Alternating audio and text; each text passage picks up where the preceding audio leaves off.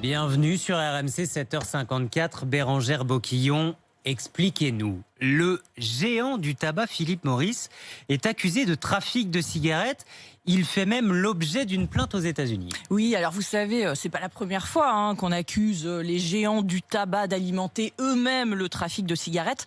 Mais on manque toujours de preuves et cette fois l'accusation est sérieuse parce que c'est un ancien collaborateur de Philip Morris qui a déposé cette plainte à New York. Et qu'est-ce qui a conduit ce collaborateur à dénoncer Philip Morris ? Alors ce collaborateur, il s'appelle Raoul Cetruc.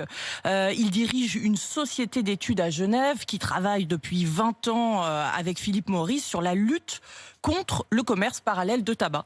Mais au début de l'année, Philip Morris met fin à son contrat. Raoul Cetruc accuse donc Philip Morris de lui avoir volé son savoir-faire. Et dans sa plainte de 19 pages, il détaille le système de fonctionnement de Philip Morris. Il raconte des logiciels espions pour écouter des téléphones portables. Et c'est dans ces documents qu'on comprend comment Philip Morris inonderait le marché français de cigarettes illégales. Alors vous nous intéressez, la Bérengère. Que révèlent exactement ces documents sur le trafic de cigarettes en France ? Eh bien que c'est le géant du tabac Philip Morris lui-même qui approvisionnerait le marché noir français, c'est-à-dire qu'il n'y a pas ou très peu d'usines fantômes, d'usines illégales cachées quelque part pour produire des cigarettes contrefaites. Les cigarettes de contrebande, elles sont produites dans les usines des plus grands cigarettiers et elles disparaissent curieusement à un moment ou à un autre de la chaîne de production. Elles disparaissent des usines de fabrication. Mais comment ces cigarettes arrivent ensuite en France ? C'est ce que Raoul Cetruc révèle pour Philip Morris. Les cigarettes de contrebande arrivent en France via l'Algérie. Est-ce que vous savez, Mathieu, combien coûte une cartouche de Marlboro en Algérie ? Bon, presque rien, non 17 € en moyenne la cartouche, oui, voilà. C'est-à-dire 1,70 € le paquet de cigarettes.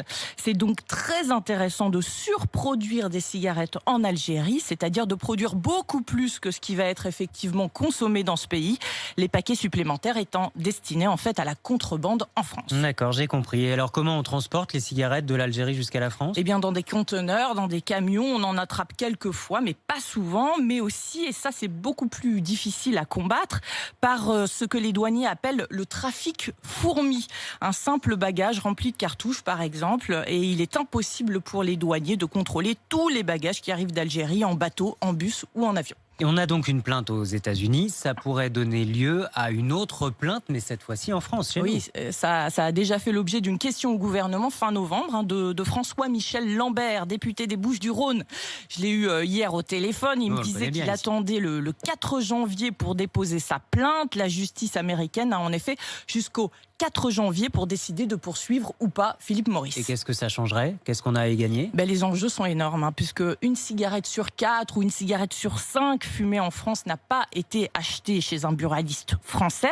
Vous savez que cette année, en 2020, avec le confinement et la fermeture des frontières, les rentrées fiscales du tabac ont rapporté 2 milliards de plus que l'an passé. C'est dire que faire disparaître le marché noir, c'est beaucoup d'argent en plus dans les caisses de l'État. Mais la traçabilité des cigarettes, je croyais que maintenant on avait des sortes de codes barres sur tous les paquets, qu'on savait très bien d'où venait telle ou telle cigarette. Alors c'est vrai, depuis 1 an et demi, il y a un numéro d'identification unique sur tous les paquets, mais c'est pas forcément la solution, parce que une fois que les douaniers bipent un paquet de cigarettes de contrebande, c'est évidemment l'industrie du tabac qui seule pourra vous dire d'où vient ce paquet.